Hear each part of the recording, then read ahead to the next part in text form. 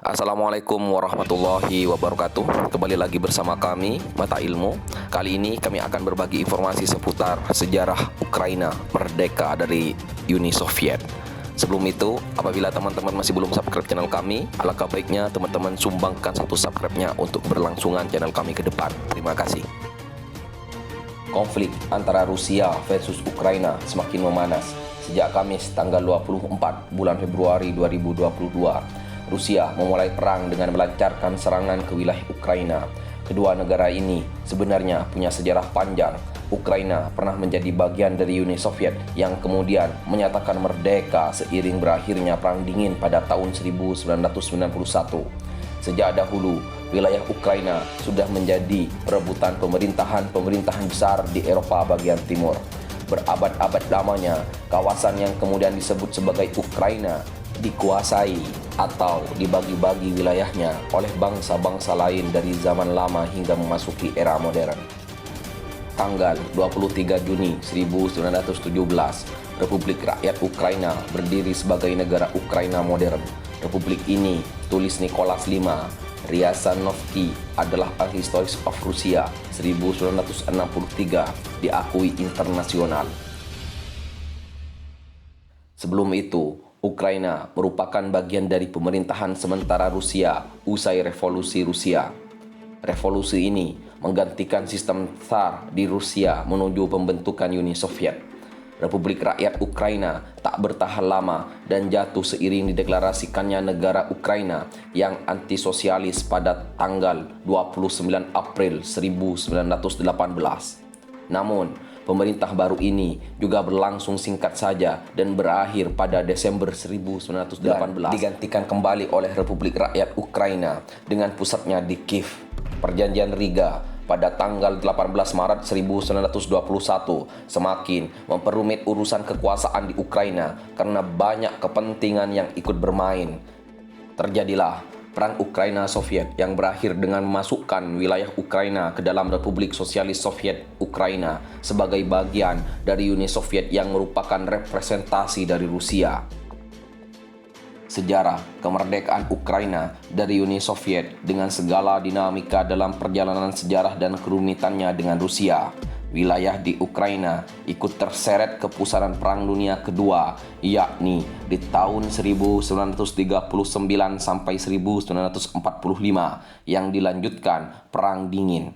Perang ini melibatkan dua kubu besar, yakni Blok Barat yang dimotori oleh Amerika Serikat melawan Blok Timur yang dipimpin oleh Uni Soviet alias Rusia. Dikutip dari Ukrainian Histories tahun 2000 yang disusun oleh Orest Subtenli pada tanggal 21 Januari 1990, lebih dari 300.000 warga Ukraina membentuk rantai manusia untuk kemerdekaan Ukraina antara Kiev dan Lviv. Berikutnya, tanggal 24 Agustus 1991, Dewan Agung Ukraina menyatakan bahwa hukum dari Uni Soviet tidak berlaku lagi di Ukraina. Dengan kata lain, Ukraina mendeklarasikan kemerdekaannya dari Uni Soviet meskipun belum secara jujur. Inilah penyebab perang Rusia versus Ukraina terkini.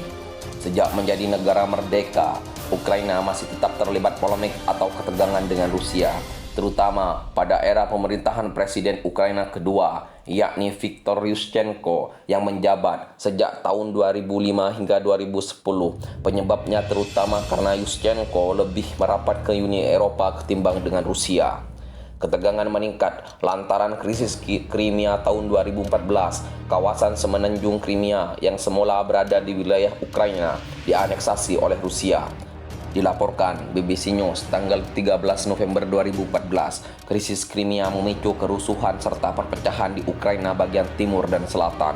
Tanggal 11 Mei 2014, gerakan separatis di Ukraina mendeklarasikan berdirinya Republik Rakyat Donetsk dan Republik Rakyat Lugansk.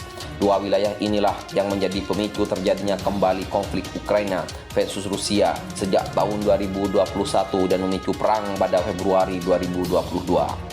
Donetsk, dan Lugansk yang termasuk dalam area bernama Donbas dihuni oleh mayoritas warga yang dekat dengan kultur Rusia. Ratusan ribu rakyat Donbas bahkan sudah berstatus sebagai warga negara Rusia. Pada Kamis tanggal 24 bulan Februari 2022, Presiden Rusia Vladimir Putin menyatakan bahwa dirinya memutuskan untuk mengirimkan operasi militer ke Rusia. Saya telah membuat keputusan operasi militer, ucap Putin seperti diwartakan AFP Kamis pagi. Putin menganggap Ukraina sebagai ancaman dan berdalih melindungi warga sipil. Ia juga menuding Amerika Serikat dan sekutunya yang memicu keputusan tersebut karena mengabaikan permintaan Rusia untuk mencegah Ukraina bergabung dengan NATO. Tak hanya itu, Putin juga memperingatkan kepada negara-negara lain untuk tidak mengganggu misi Rusia di Ukraina jika tidak ada ancaman mengerikan yang dilontarkan oleh Presiden Rusia tersebut.